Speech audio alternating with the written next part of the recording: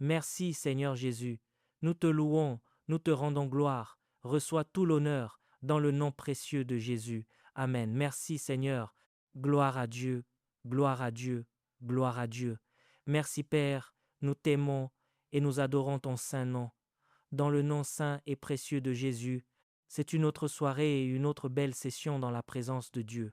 Ce soir, je veux partager avec vous quelques réflexions et versets qui nous aideront à affermir nos convictions dans la prière et nous donneront du discernement et de la compréhension concernant les portes du temps. Ainsi, nous saurons quoi prier et sur quoi mettre l'accent à l'heure de la prière. Il est tellement important de comprendre que les dimensions spirituelles sont gouvernées par des mystères et non par la création visible. Tout ce qui fait partie de la création visible possède un pilier dans l'esprit et ces piliers forment les mystères de Dieu. Un homme gagne en autorité et en domination dans la mesure où il comprend les mystères qui gouvernent cette dimension et dans la mesure où il tire profit des principes sur lesquels ces mystères opèrent. La Bible dit dans le Deutéronome au chapitre 29, verset 29, les choses cachées sont à l'Éternel notre Dieu, les choses révélées sont à nous et à nos enfants, à toujours. Ce qui nous donne un avantage dans le temps, c'est la mesure dans laquelle nous maximisons les choses qui nous sont révélées. Si nous n'avons pas accès au secret, alors la domination sera loin de nous.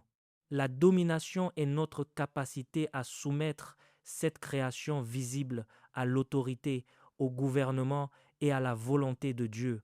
L'un des moyens d'y parvenir est de maîtriser les lois, les principes, les préceptes, les statuts et les jugements de Dieu, et, ce faisant, de déployer la main de Dieu et la puissance de l'Esprit pour placer la création visible sous la domination divine.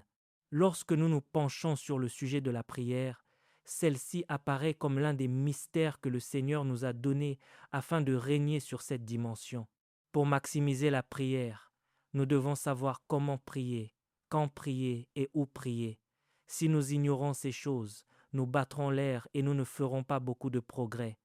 Avant de continuer cette vidéo, n'oubliez pas de vous abonner à la chaîne et d'activer la cloche de notification.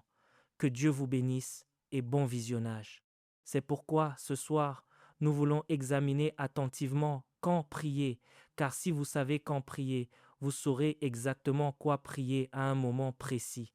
Les prophètes d'autrefois n'avaient pas de résultats simplement parce qu'ils étaient des hommes de prière. Beaucoup d'entre nous prient, mais n'obtiennent pas de résultats. Le problème ne vient pas d'un manque de puissance dans la prière, mais du fait que soit nous ne savons pas ce qu'il convient de demander, soit nous ne savons pas comment prier, soit nous ne savons pas quand prier, soit nous ne savons pas où prier.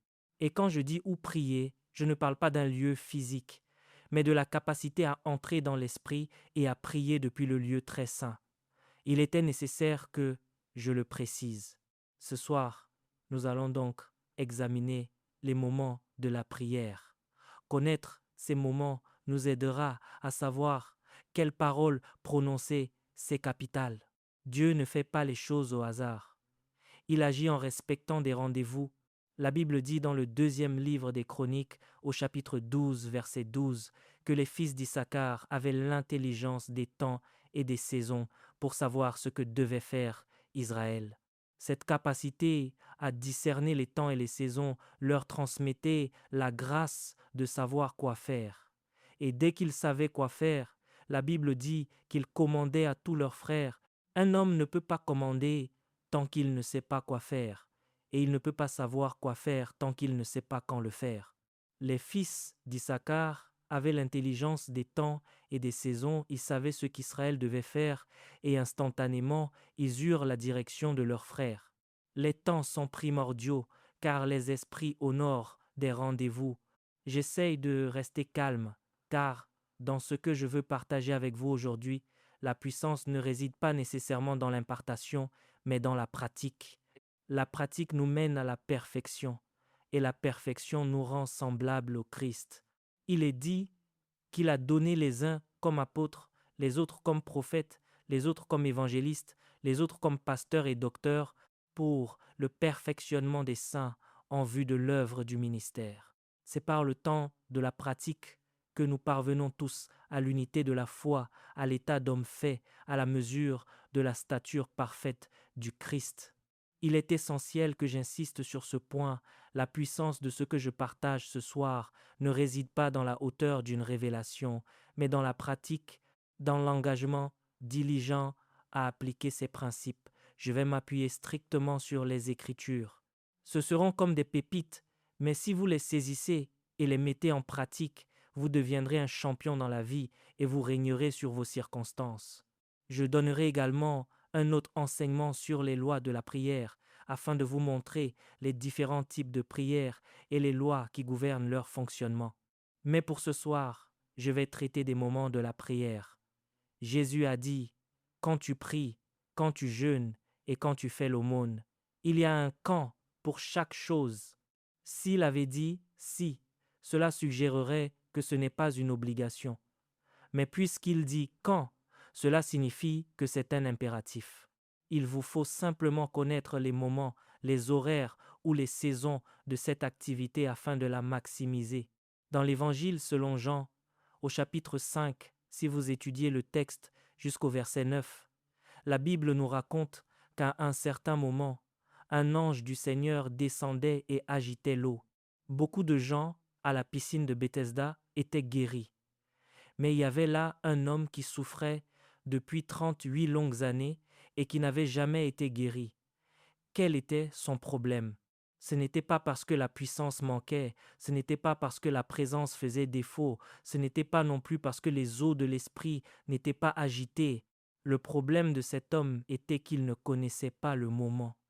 Lorsque l'eau est agitée, c'est à cet instant précis qu'il cherche quelqu'un pour l'aider. En revanche, ceux qui connaissent le moment opportun maximisent les interventions de Dieu. Il est dit qu'à une certaine saison, l'ange du Seigneur descendait et agitait l'eau. C'est pour cela que je vous ai dit que les fils d'Issachar commandaient à leurs frères. Ils connaissaient les temps et les saisons, ils savaient donc quoi faire. Si l'homme de la piscine de Bethesda avait su quand l'ange viendrait, il se serait préparé avant que l'eau ne soit agitée. Faute de savoir quand, il est resté là pendant 38 ans. Sa crise n'était pas censée durer 38 ans, elle a duré 38 ans parce qu'il ne connaissait pas le moment. Les temps sont donc d'une importance capitale. Beaucoup de personnes passent à côté des provisions de leur destinée, non pas parce qu'elles n'étaient pas disponibles, mais parce qu'elles ignoraient les saisons d'engagement, manquant ainsi leur saison de rencontre. Si vous connaissez les temps, vous connaîtrez vos saisons d'engagement et vous maximiserez chaque rencontre dans votre vie. Jésus a maximisé chaque rencontre dans sa vie, il n'en a manqué aucune parce qu'il savait quoi faire, et il savait quoi faire parce qu'il connaissait ses saisons. D'abord, nous devons comprendre que les interventions divines s'inscrivent dans des temps précis.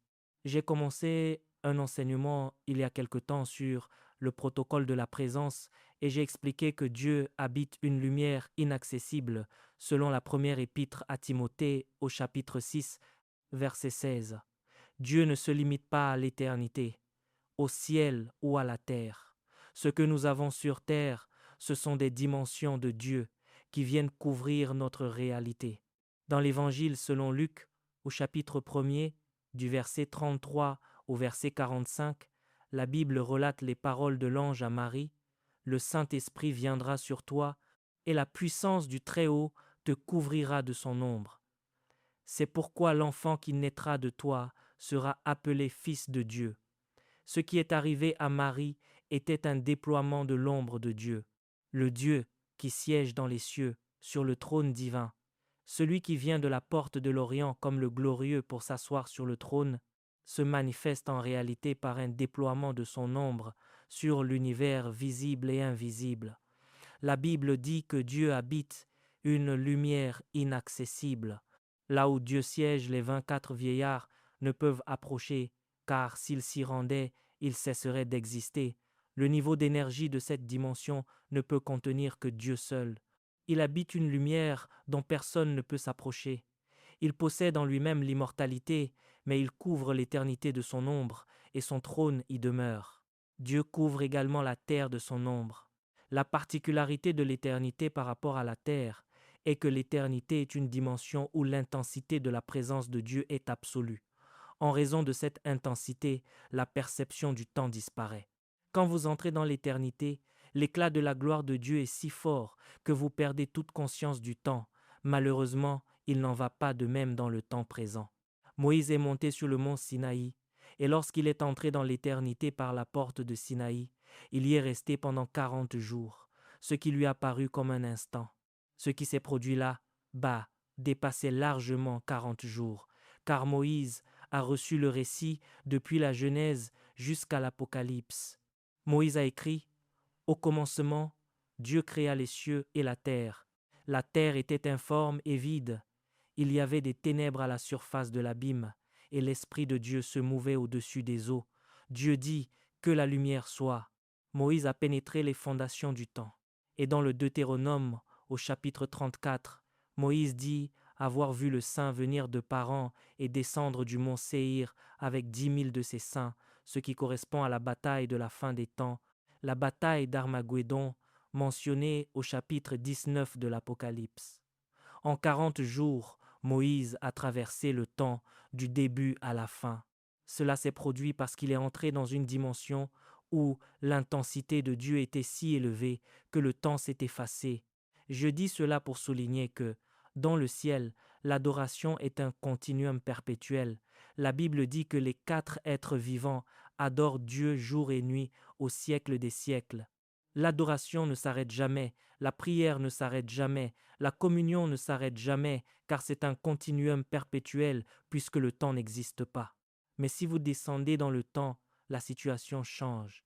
Vous devez savoir que les manifestations de Dieu se partagent entre différents moments, temps et saisons.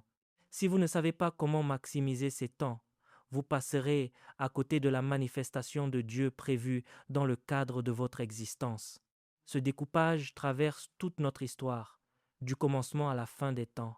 Dans le temps qui nous est alloué, selon le déroulement de la vie de Dieu, sa réalité se manifeste à des moments distincts. La sagesse réside dans notre capacité à capter ces moments et à recevoir pleinement ce que Dieu y a placé. C'est ce que nous appelons les rencontres divines. La Bible dit qu'à une certaine saison, l'ange du Seigneur descendait et agitait l'eau. Vous traversez peut-être une crise conjugale. Si vous élevez la prière pour régler cette crise au mauvais moment, vous risquez de ne pas obtenir de résultats rapidement. Vous finirez par avoir des résultats, car vous pouvez activer la loi de la foi, la loi de la prière d'accord ou la loi des grâces et des onctions supérieures. Vous pouvez donc obtenir un résultat, mais vous n'avancerez jamais rapidement. Si le tranchant du couteau est émoussé, il faut déployer beaucoup d'efforts. En revanche, si vous connaissez le moment idéal pour décréter, vous pouvez accomplir en un temps réduit ce qui vous aurait pris beaucoup plus de temps à un moment inapproprié et vous obtiendrez un résultat supérieur.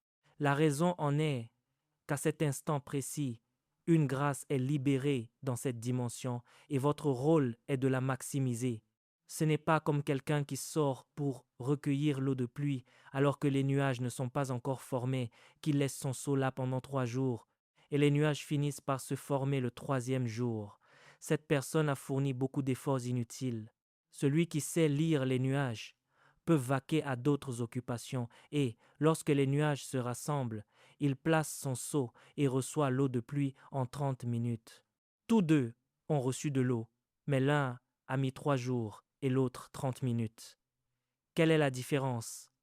La capacité de discerner le moment opportun. Il est dit qu'à une certaine saison, l'ange du Seigneur descendait et agitait l'eau. Nous devons savoir quelles sont les grâces et les possibilités accordées aux différents moments de la journée avant même de parler des saisons. C'est ce que nous voulons partager ce soir. La deuxième chose que nous devons savoir, c'est que Dieu recrute des hommes à différents moments et à différentes saisons. Dans l'Évangile selon Matthieu, au chapitre 20, vous le verrez du verset 1er au verset 9, la première idée que j'ai établie est qu'il existe différentes grâces et différentes possibilités enfermées dans les divers moments de la journée. La deuxième idée que j'avance à présent est qu'à des moments différents, Dieu accomplit des œuvres différentes. Dieu ne fait pas ce qu'il fait en tout temps. Vous connaissez le temps chronologique, le chronos, et le moment opportun, le kairos. Chaque jour comporte des moments kairos, que nous appelons les portes du jour. L'une des œuvres de Dieu à ces moments-là est le recrutement. Une autre est l'apport d'intervention. Matthieu, au chapitre 20, verset 1er, déclare « Car le royaume des cieux est semblable à un maître de maison qui sortit dès le matin afin d'embaucher des ouvriers pour sa vigne. Il ne sort pas à tout moment, il est sorti tôt le matin, ce qui correspond à la première veille de la journée, communément appelée 6 heures du matin. Puis, au verset 3, il est dit « Il sortit vers la 3e heure, c'est-à-dire à 9 heures du matin, et il en vit d'autres qui étaient sur la place sans rien faire. Il leur dit « Allez, vous aussi, à ma vigne. » Il a donc quitté la première heure, qui est 6 heures du matin.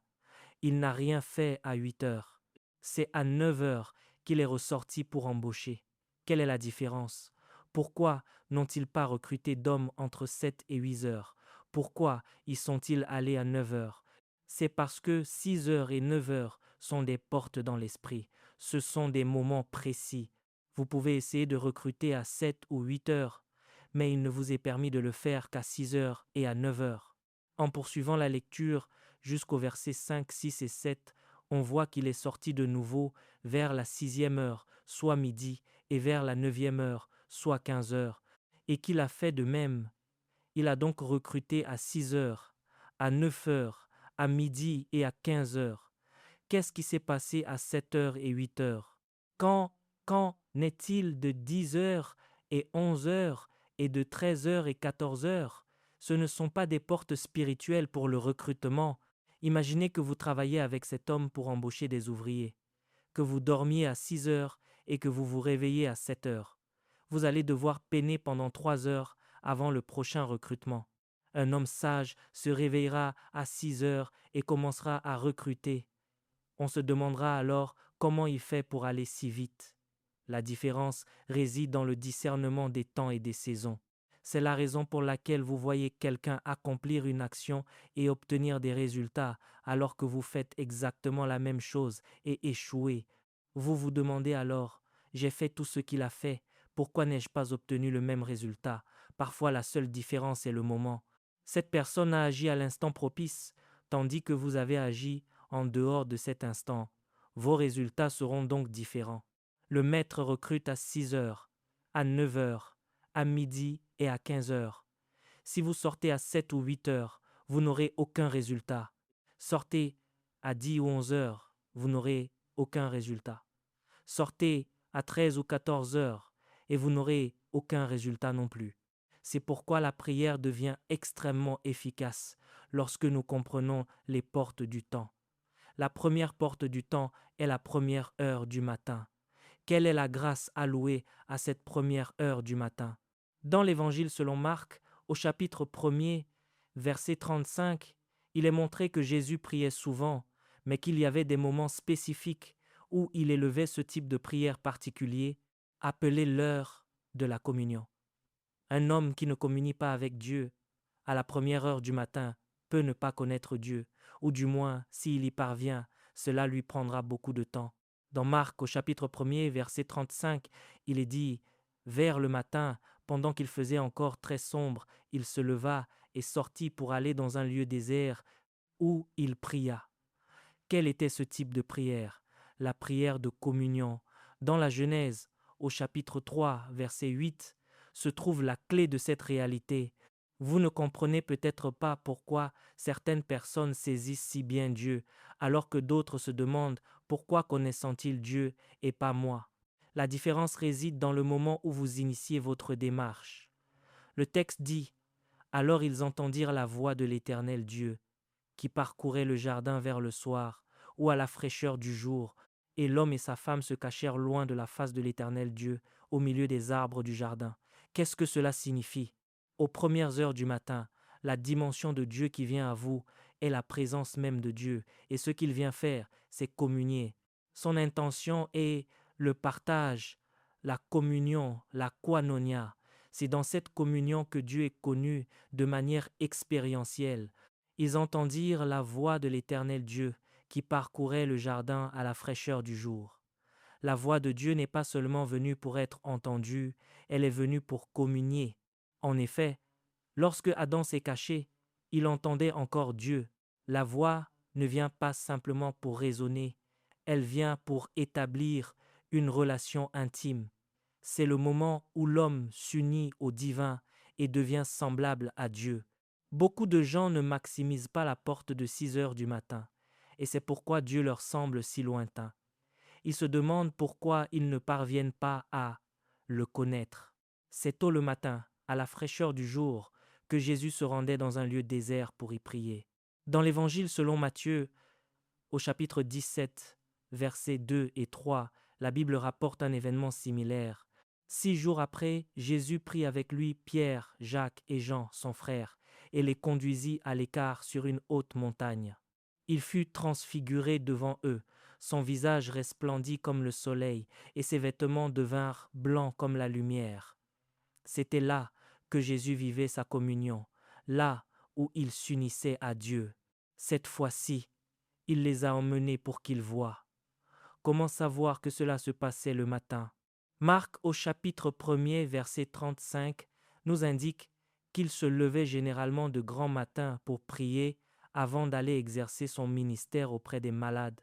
Et si vous étudiez le même récit dans l'Évangile selon Luc, au chapitre 9, versets 28 et 29, après être descendu de la montagne, il est allé guérir le jeune garçon qui était sourd et muet. C'était sa pratique habituelle, monter sur la montagne pour prier, puis descendre pour exercer son ministère auprès des malades. C'est là que Dieu est connu par l'expérience. Si vous voulez connaître Dieu par la prière, vous devez maximiser la porte des premières heures du matin. C'est le moment où tout est calme et où l'esprit de l'homme est limpide. Il est dit dans le livre d'Isaïe, « Sois tranquille et tu verras la délivrance de l'Éternel ». Permettez-moi de relire précisément le texte dans le livre de Jérémie, ou plutôt dans le livre d'Isaïe, au chapitre 26, verset 3. Il est écrit « À celui qui est ferme dans ses sentiments, tu assures la paix parce qu'il se confie en toi. » C'est dans les premières heures du matin, lorsque votre esprit est apaisé, que vous pouvez vous focaliser sur le Seigneur. Vous entrez alors dans la dimension de l'expérience de Dieu, dont l'un des fruits est la paix. Gloire à Jésus, Alléluia. La première porte est donc la porte de la communion, et cette porte s'ouvre très tôt le matin. Il se rend dans un lieu désert, et là, il communie. La voix de Dieu parcourait le jardin à la fraîcheur du jour. La voix de Dieu est venue pour la communion. Il cherchait Adam, demandant où il était. Parfois, nous nous réveillons le matin, nous disons simplement « Merci Seigneur » et nous partons. Nous ne réalisons pas que le pilier de la présence est là, debout, à attendre la communion. Et lorsque nous sommes épuisés au cours de la journée, nous espérons connaître Dieu, mais cela devient difficile. Merci Père. Vous devez donc prendre l'habitude de maximiser cette première porte. La deuxième porte du temps est la troisième heure. De quoi s'agit-il concernant cette troisième heure? Rappelez-vous que vous pouvez élever n'importe quelle prière à n'importe quel moment de la journée. La condition préalable pour qu'une prière soit exaucée est la foi. Cependant, il s'agit ici d'un mystère qui nous donne un avantage. Il est dit, les choses cachées sont à l'Éternel notre Dieu, les choses révélées sont à nous et à nos enfants à toujours. Le psaume 25 au verset 14 déclare « Le secret de l'Éternel est pour ceux qui le craignent, et il leur fait connaître son alliance. » Lorsque Dieu vous révèle son secret, vous devenez un dirigeant. Vous pouvez certes tout faire à tout moment, mais si vous désirez spécifiquement connaître Dieu par la prière, 6 heures du matin est l'heure de la communion. La deuxième porte est appelée la troisième heure. Que se passe-t-il à la troisième heure? L'Évangile selon Marc, au chapitre 15, verset 25, déclare « C'était la troisième heure quand ils le crucifièrent. » La troisième heure est l'heure où l'on traite avec la chair. Si vous voulez vaincre et soumettre la chair dans la prière, l'heure la plus puissante pour élever des prières dirigées contre la chair est 9 heures du matin. C'est l'heure où la chair est crucifiée. Le texte dit bien, c'était la troisième heure quand ils le crucifièrent. Ces hommes savaient ce qu'ils faisaient, car ils savaient qu'il faut du temps pour que la chair meure. Lorsqu'ils veulent crucifier quelqu'un, ils le font généralement à la 3e heure, puis la victime souffre sur la croix pendant environ 6 à 15 heures avant de mourir, vidé de son sang. Ainsi, tout homme qui veut travailler contre la chair et remporter la victoire sur elle dans le lieu de la prière trouvera que l'heure la plus propice pour affronter la chair est 9 heures du matin. Il faut comprendre, pour tous ceux d'entre nous qui travaillent, que les heures les plus productives de la journée se situent entre 9 heures et midi. C'est pourquoi aucun employeur ne plaisante avec cette tranche horaire. C'est le moment où votre potentiel, vos talents et vos capacités cherchent à se manifester. Lorsque vous les apportez à l'autel à ce moment-là, cela produit un effet puissant. C'est comparable à l'époque où l'on traitait les parasites avec des remèdes locaux. On vous donnait d'abord un jus sucré ou une banane à manger, de sorte que les vers sortaient attirés par la douceur, et c'est alors que le médicament agissait contre eux. C'est exactement ce qui se produit pendant cette matinée, lorsque vous êtes alerte, que votre esprit est actif, que votre corps est vigoureux, que vos émotions sont dynamiques et que vous voulez déployer vos capacités et votre inspiration. C'est à ce moment précis qu'il faut dresser l'autel. Et lorsque vous dressez l'autel, cet autel entre en collision avec la chair. C'était la pratique de l'Ancien Testament avec l'autel des sacrifices, là où l'on plaçait les animaux pour les égorger. Si vous voulez immoler votre chair, il faut le faire au moment où elle est la plus active. La chair est astucieuse. Elle sait se masquer et se cacher, mais c'est à l'heure où elle se manifeste que les hommes sont crucifiés. Le texte dit, c'était la 3e heure quand ils le crucifièrent. C'est là que la chair est détruite. Un second verset se trouve dans le livre des Actes des Apôtres, au chapitre 2, verset 15. Vous y verrez qu'il existe 2 manières de traiter avec la chair, soit en appliquant le verdict de la croix, soit en recevant l'effusion de l'Esprit. En effet, lorsque l'effusion de l'Esprit survient, nous voyons l'image de Dieu, nous percevons sa présence et nous sommes transformés. Dans les Actes des Apôtres, au chapitre 2, verset 15, voyez ce que dit la Bible lorsque Pierre s'adresse à la foule. Ces gens ne sont pas ivres, comme vous le supposez, car c'est la 3e heure du jour. Mais c'est ici ce qui a été dit par le prophète Joël. Dans les derniers jours, dit Dieu, je répandrai de mon esprit sur toute chair. C'est donc à la 3e heure que l'esprit descend sur la chair et que l'effusion de l'esprit se manifeste. Qu'est-il arrivé à ces hommes? L'histoire de l'Église nous l'apprend. Jésus leur avait dit, dans l'Évangile selon Luc, au chapitre 24, verset 49, « Restez dans la ville de Jérusalem jusqu'à ce que vous soyez revêtus de la puissance d'en haut. » L'histoire biblique nous indique qu'ils ont attendu pendant 10 jours. Dans les Actes des Apôtres, au chapitre 2, à partir du verset 1er, il est dit « Le jour de la Pentecôte, ils étaient tous ensemble dans le même lieu. Tout à coup, il vint du ciel un bruit, comme celui d'un vent impétueux. » Pourquoi cela ne s'est-il pas produit à la 1re heure? Pourquoi pas à la 9e heure? Pourquoi pas à la 12e heure? L'heure de l'effusion de l'Esprit est la 3e heure du jour.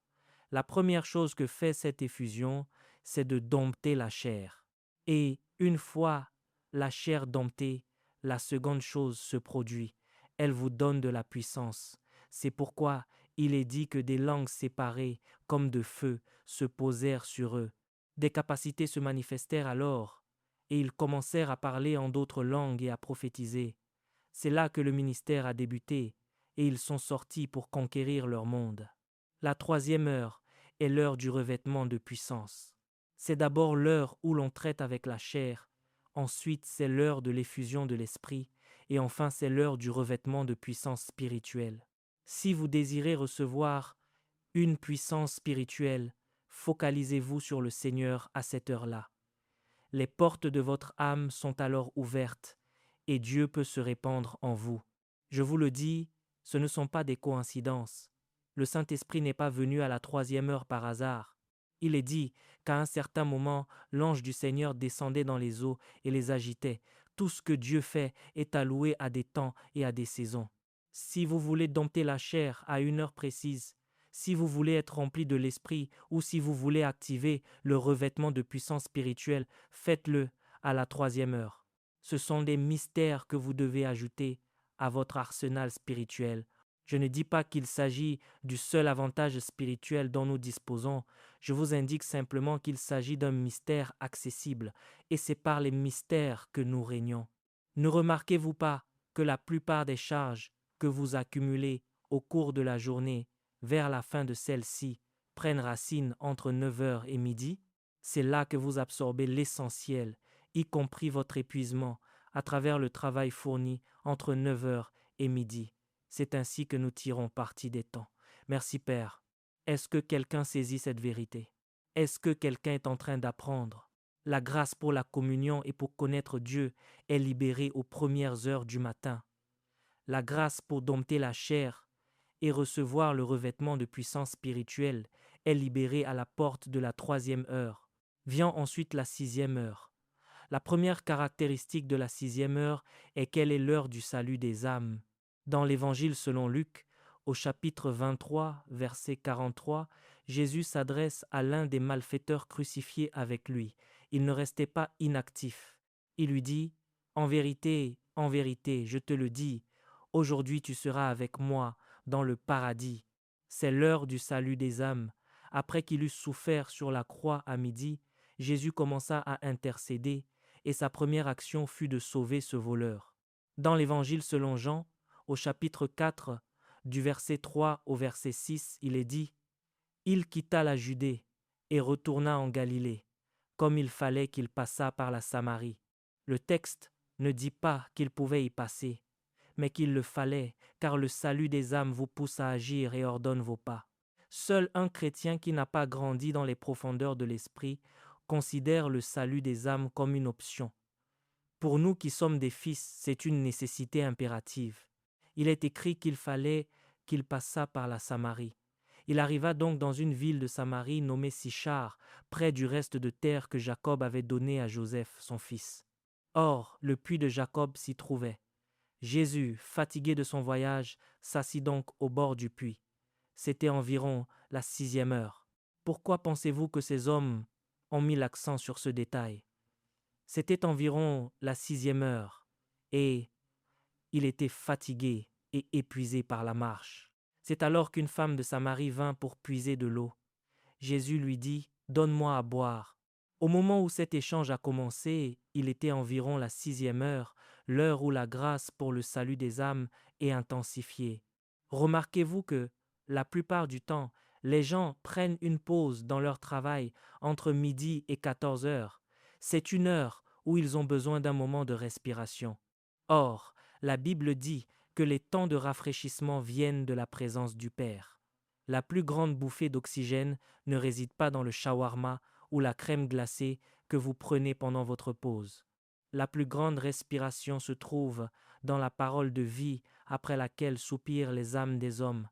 Cette heure est le moment idéal pour maximiser les possibilités de gagner des âmes.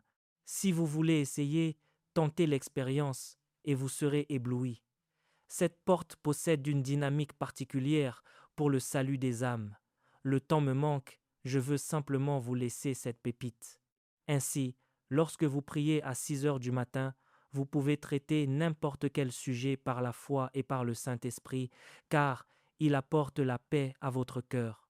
Mais veillez prioritairement à chercher à connaître Dieu à ce moment-là. Cherchez à en faire l'expérience. Lorsque vous priez à 9 heures du matin, assurez-vous de traiter avec la chair et de rechercher le revêtement de puissance spirituelle afin d'avoir la capacité, en sortant à midi, de renouveler vos ressources et de diriger votre monde. Et lorsque vous priez à midi, sachez que c'est l'heure du salut des âmes, sachez que c'est l'heure de semer. Le second aspect de la 6e heure est qu'elle constitue l'heure de l'intervention. C'est pour cela que Jésus est intervenu en faveur du criminel sur la croix et un événement s'est produit à la 12e heure. Les ténèbres envahirent toute la terre. L'obscurité s'est abattue sur la nation parce que quelque chose s'accomplissait. Dieu pénétrait les fondations de la terre et restructurait les bases de ce monde. C'est à ce moment précis que toutes les opérations miraculeuses ont commencé. C'est un temps de travail spirituel. Dans le livre des Actes, c'est le moment d'intercéder pour les nations, pour les âmes, pour les tribus, pour les peuples et pour les gouvernements. Dans les Actes des Apôtres, au chapitre 10, verset 9, il est dit: le lendemain, comme ils étaient en route, parlant des hommes que Corneille avait envoyés vers Pierre, et qu'ils approchaient de la ville, Pierre monta sur le toit, vers la 6e heure, pour prier. C'est un temps de travail spirituel. Observez ce qui est arrivé. C'est à cet instant que la porte de l'Évangile s'est ouverte aux païens. Pierre lui-même n'en était pas conscient, mais c'était une opération de l'Esprit. Pendant qu'il priait, une nappe descendit du ciel, et Dieu dit: lève-toi, Pierre, tue et mange. Mais Pierre répondit: non, Seigneur, car je n'ai jamais rien mangé de souillé ni d'impur. Il ignorait que les portes des nations païennes étaient en train de s'ouvrir. Le but de cette prière était d'intercéder pour les nations et pour les âmes. La 6e heure est l'heure de l'intercession pour les nations, pour les portes, pour les territoires et pour les gouvernements. Lorsque vous allez prier à cette heure-là, vous pouvez certes mentionner vos propres besoins, mais sachez qu'il s'agit de l'heure des intercesseurs. C'est le moment d'évoquer ces sujets qui concernent les autres et qui ne vous touchent pas directement, car à cette heure, Dieu veut atteindre les nations. C'est Dieu qui lui a apporté cette vision, car il voulait envahir le monde païen. Dans les Actes des Apôtres au chapitre 10, verset 44, il est écrit: comme Pierre prononçait encore ces mots, le Saint-Esprit descendit sur tous ceux qui écoutaient la parole. C'était le protocole que Dieu lui-même établissait. Si vous désirez prier pour les nations, essayez de le faire à midi et vous serez émerveillés. C'est le moment de l'intercession pour les nations. Vous n'en serez peut-être pas conscient, mais en parlant en langue, vous prononcerez des mystères, tout comme Pierre lorsqu'il est monté pour prier. Son intention première n'était pas de prier pour les païens, mais la porte des nations était ouverte, car la 12e heure est l'heure des nations. Merci Père, merci Père. Je vous enseigne comment maximiser la prière, comment maximiser la prière. La prière est l'œuvre du ciel. Les créatures célestes sont des êtres de communion et la prière constitue l'une des civilisations du ciel. Je vous enseigne comment la maximiser. Dans l'Évangile selon Jean au chapitre 19, verset 14, il est dit: c'était le jour de la préparation de la Pâque et c'était environ la 6e heure. Pilate dit aux Juifs: voici votre roi. Qu'est-ce que cela signifie? C'est l'heure du jugement. C'est à ce moment que Jésus fut flagellé au pilier et couronné d'une couronne d'épines.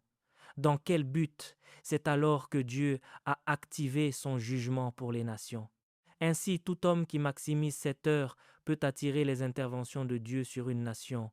On a couronné Jésus d'une couronne d'épines et on a dit: voici votre roi. Voyez dans l'Évangile selon Luc, au chapitre 23, verset 44, vous ignorez peut-être ces réalités, ce qui fait que nous ne prions pas tous de la même manière au même moment.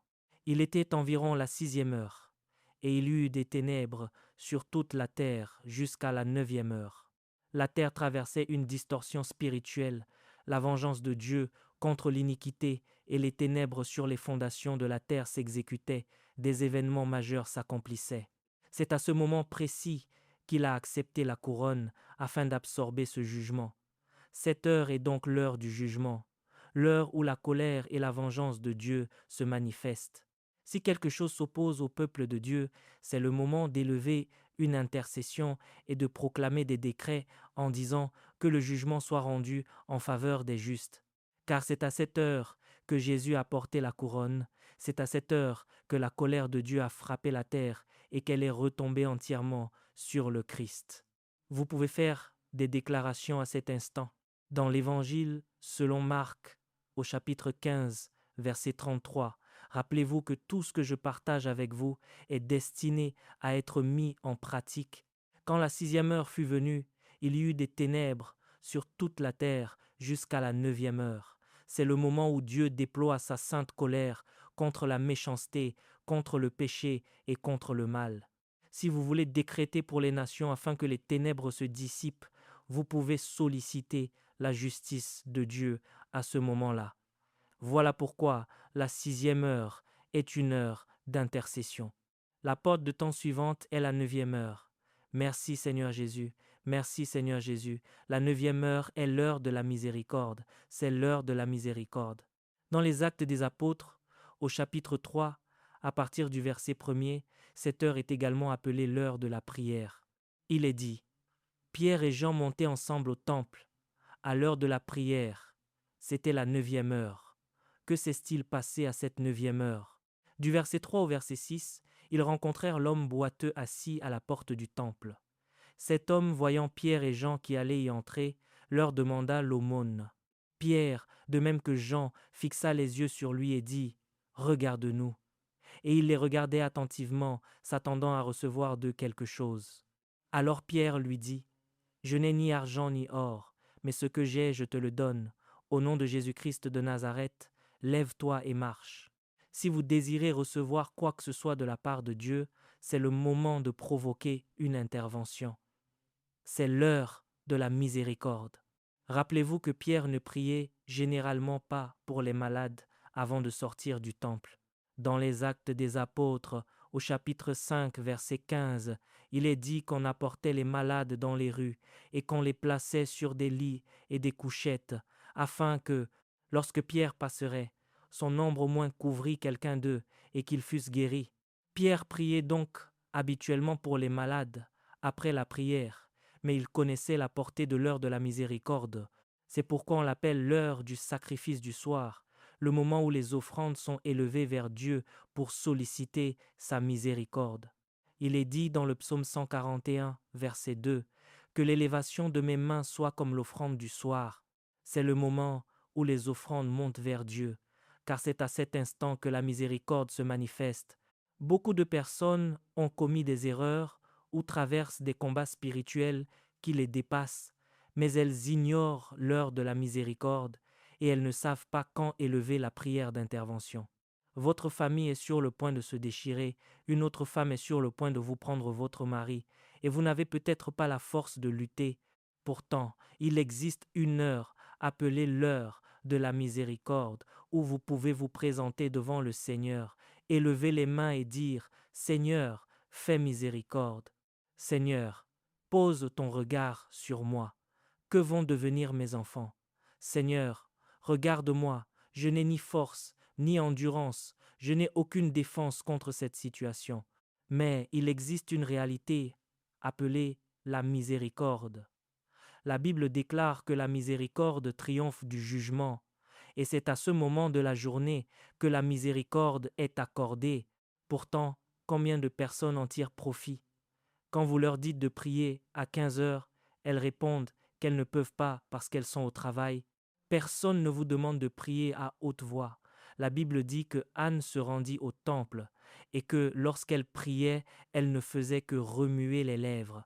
Elle ne parlait pas à haute voix, au point qu'Élie crut qu'elle était ivre. Mais elle connaissait un secret concernant la prière.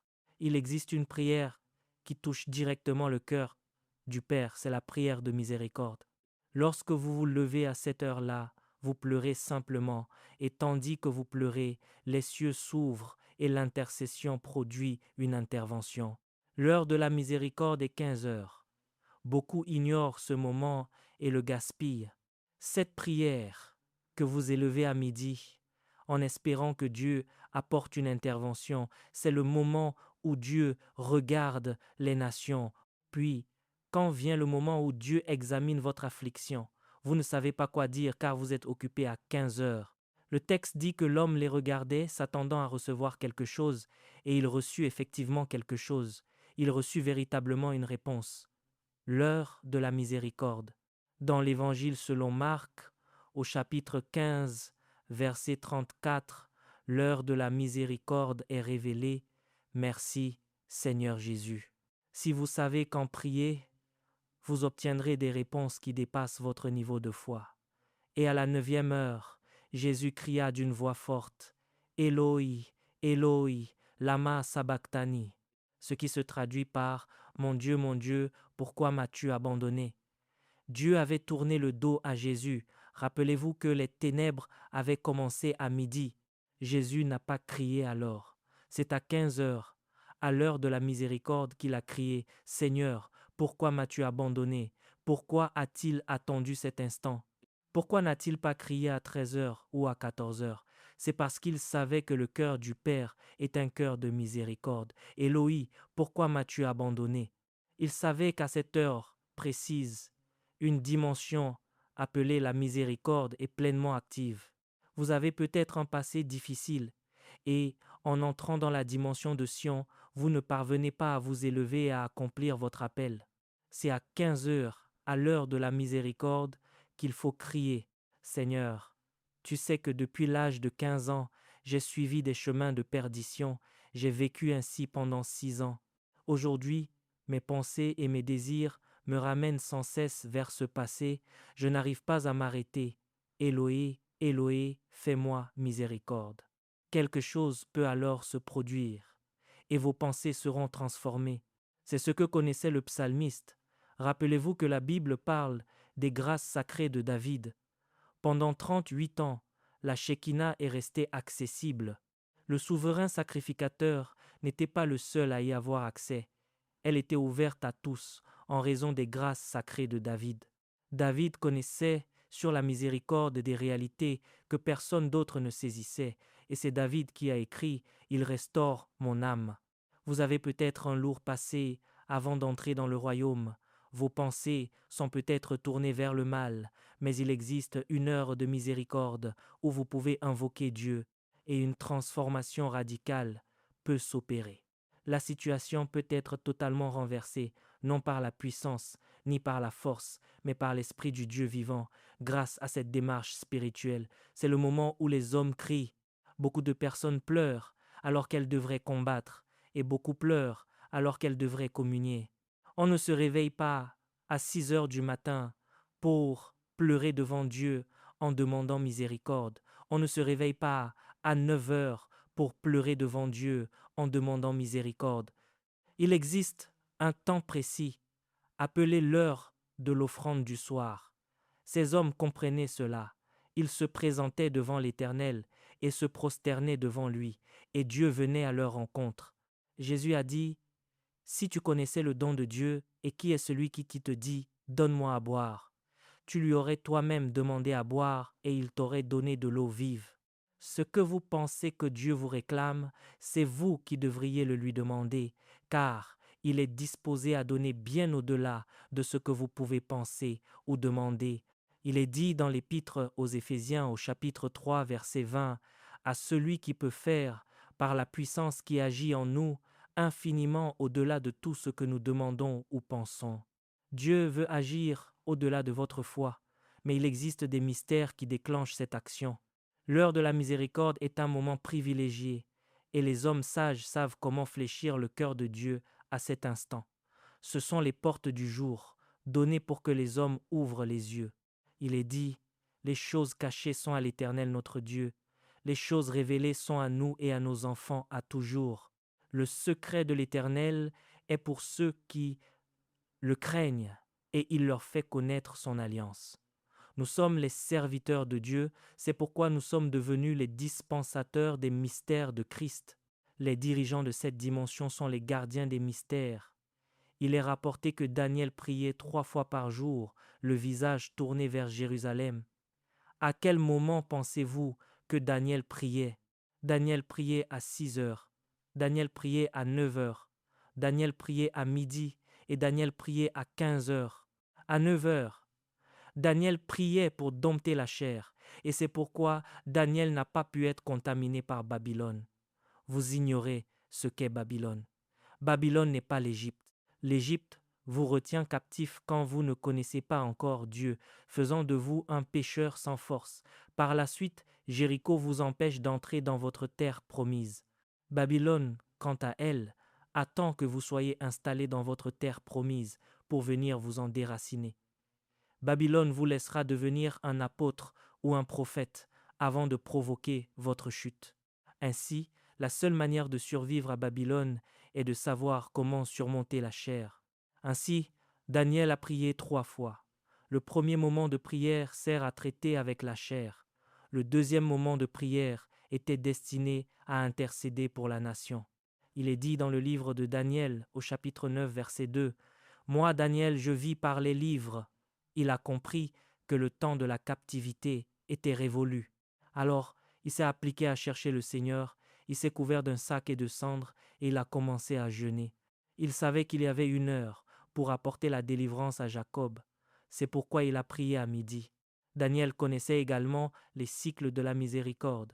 Ainsi, à 15 heures, il priait le visage tourné vers Jérusalem. Dès lors, lorsqu'on l'a jeté dans la fosse aux lions, il était impossible de tuer cet homme. La miséricorde a dit non, car la miséricorde triomphe du jugement. Aucun jugement ne peut l'emporter sur la miséricorde. C'est une dimension spirituelle particulière, et les hommes sages la comprennent. C'est pourquoi il est dit dans le livre de Daniel au chapitre 5, verset 11, « Il y a dans ton royaume un homme qui a en lui l'esprit des dieux saints. On trouva chez lui des lumières, de l'intelligence et une sagesse extraordinaire. » C'est ce qui caractérisait Daniel. Il sait ce que Dieu fait. Il sait quand Dieu agit avec vengeance. Il sait quand Dieu agit avec miséricorde. Et il sait quand Dieu déploie ses interventions. Lorsque Daniel va prier, il se connecte directement au ciel, car il a accès à la vie. N'avez-vous pas lu que lorsque Gabriel est venu, il n'a pas simplement dit « Je t'apporte une réponse ». Il a dit « Je suis venu maintenant pour t'ouvrir l'intelligence. Je suis venu pour te donner de la sagesse et de la compréhension. Il y a beaucoup de choses que vous pouvez conquérir, mais il existe des mystères qui permettent d'y parvenir avec facilité. L'un d'eux est le mystère des portes du temps. Si vous savez quand prier, aucune de vos prières ne tombera à terre. On a dit à Jésus, « Seigneur, Lazare, ton ami, est malade. Il a attendu 2 jours de plus. » Et lorsqu'on lui a fait cette remarque, Jésus a souri. Il disait qu'il était mort, mais Jésus a répondu, « S'il dort, il se réveillera. » Jésus est un homme de mystère. Il sait que rien n'est impossible quand on connaît le mystère qui répond au problème. Il disait, « S'il dort, il guérira. » Jésus leur dit alors ouvertement, « Lazare est mort. » Thomas dit alors aux autres disciples, « Allons-y, nous aussi, afin de mourir avec lui, car il ne croyait absolument pas qu'un homme pût ressusciter d'entre les morts. » Quand Jésus est arrivé, il ne s'est pas rendu directement au tombeau. Jésus a d'abord attendu et il a pleuré. Lorsqu'il eut fini de pleurer et que le moment fut venu, il s'approcha du sépulcre et dit, « Père, je te rends grâce de ce que tu m'as exaucé. Pour moi, je savais que tu m'exauces toujours, mais j'ai parlé à cause de la foule qui m'entoure, afin qu'ils croient que c'est toi qui m'as envoyé. » Puis il cria, « Lazare, sors. » Vous pouvez rappeler les morts à la vie si vous connaissez les mystères qui opèrent cette réalité. Les mystères supérieurs nous rendent puissants. Un jour, une jeune femme a été frappée. Elle s'est effondrée et est restée morte pendant environ 4 heures. On est venu nous chercher et en tant qu'homme de Dieu, nous ne pouvions pas nous défiler car on nous avait interpellés en disant « Venez, dans ces moments-là, il faut prouver son appel. » J'y suis donc allé avec mon ami. Nous avons élevé toutes les prières que nous connaissions pendant 3 heures. Nous avons prié, mais la jeune femme ne revenait pas à la vie. Elle était devenue froide et rigide. Sa mère voulait éclater en sanglots. Mais je lui ai dit, « Taisez-vous, ne pleurez pas, car je connaissais les Écritures. » Cependant, ma foi ne parvenait pas à la ramener à la vie. Je me suis souvenu de l'histoire de Kenneth Hagin. Je me suis souvenu de celle de Smith Wigglesworth. J'ai appliqué toutes leurs méthodes, mais rien n'a fonctionné. Épuisé, je me suis assis et j'ai commencé à demander à Dieu, « Fais miséricorde, fais miséricorde, fais miséricorde, fais miséricorde. » Je savais que je n'avais pas la foi nécessaire pour ressusciter les morts. C'est alors que, soudainement, la jeune femme a éternué et est revenue à la vie. Elle a été ramenée instantanément à la vie. Depuis ce jour, j'ai conclu une alliance de miséricorde avec Dieu. Je me suis rendu dans des endroits et j'ai vu des situations impossibles. Quand ma foi ne peut pas porter la situation, je sais qu'il existe en Dieu une dimension qui triomphe du jugement. C'est la dimension de la miséricorde. Voilà pourquoi je prie à 15 heures. Quand je prie à 15 heures, j'active, je renouvelle et je fortifie l'alliance de miséricorde que j'ai avec Dieu. C'est ainsi que nous prions.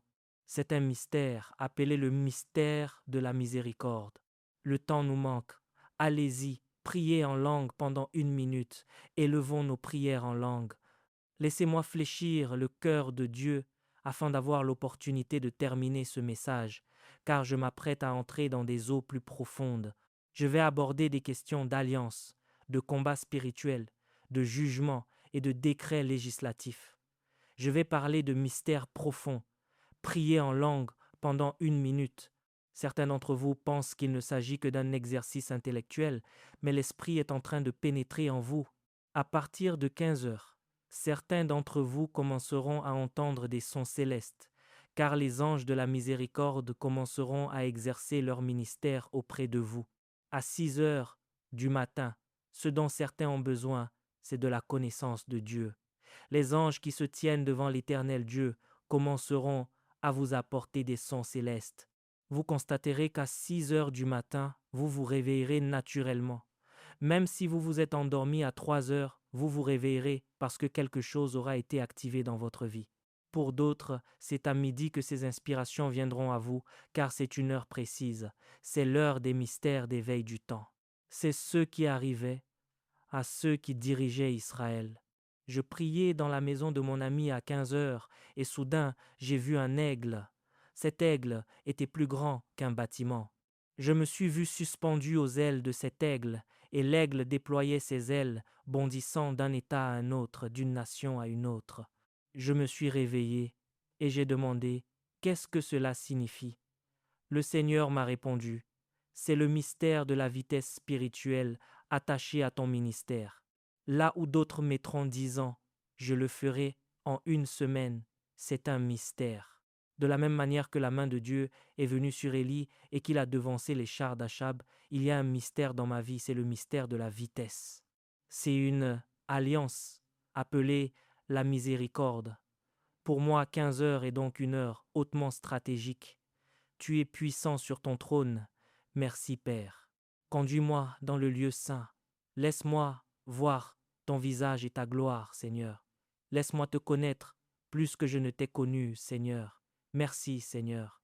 Merci, Seigneur. Merci, Seigneur. Le vent de l'Esprit est déjà en train de souffler. Le vent, si il commence à se manifester ainsi, cela signifie que le Saint-Esprit va commencer à enseigner et le Saint-Esprit enseigne par impartation. Nous enseignons de manière cognitive, mais certaines dimensions sont communiquées comme une réalité spirituelle. Le vent de l'esprit commence à bouger. La plupart d'entre vous vont ressentir un mouvement au niveau de la tête. D'autres ressentiront le poids de la gloire sur leur poitrine. Le vent de l'esprit commence à souffler, je peux le percevoir. Cela signifie que les anges ont devancé mes paroles, car ils vont commencer à agir en votre faveur alors que vous êtes encore dans votre chambre. La main de Dieu va se poser sur vous, le vent de l'Esprit va venir sur vous.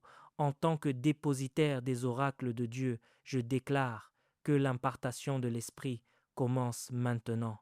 Merci Jésus. En raison de cette miséricorde dont nous parlons en ce moment, Dieu veut accorder sa bénédiction. Je sens que Dieu est en train d'enlever les douleurs et les excroissances des corps. Une personne souffrant d'une douleur intense et atroce au niveau du cou est en train d'être délivrée en ce moment même. Alors que nous parlons de miséricorde, les compassions de Dieu commencent à triompher du jugement. Au moment où je parle, une masse quitte l'abdomen de quelqu'un. Au moment où je parle, une excroissance quitte le sein de quelqu'un. Au nom de Jésus, par sa miséricorde, que cela s'accomplisse. Une personne ressent une douleur au genou et ne pouvait pas l'étendre. Allez-y, le moment de votre guérison est arrivé. La main de Dieu agit. Je vois une personne souffrant d'une affection à la cheville. Une autre ne pouvait pas étendre la main ni soulever d'objets lourds. La douleur est enlevée par la miséricorde de Dieu, au nom de Jésus. Je vois une personne souffrant d'une affection dans sa région intime. Au moment où je parle, j'ordonne à cette douleur de partir, au nom de Jésus, par la puissance de la miséricorde. Je vois quelqu'un dont la famille traverse une crise profonde en ce moment même. C'est une crise majeure, vous êtes sur le point de perdre votre mariage. Mais si la miséricorde est réelle, qu'elle parle en votre faveur, j'apporte la paix et je dis, silence, tais-toi, au nom de Jésus. Je vois une femme appelée par Dieu, mais son mari ne croit pas en son appel. Au moment même où je parle, j'ordonne que la grâce descende sur lui et que ses yeux s'ouvrent au nom de Jésus, afin qu'il devienne votre plus grand soutien au nom de Jésus. La miséricorde dit non aux larmes. Je vois une personne souffrant d'une affection oculaire avec une vision floue. J'ordonne que cet œil soit guéri au nom de Jésus. Soyez guéris au nom de Jésus. Soyez guéris au nom de Jésus.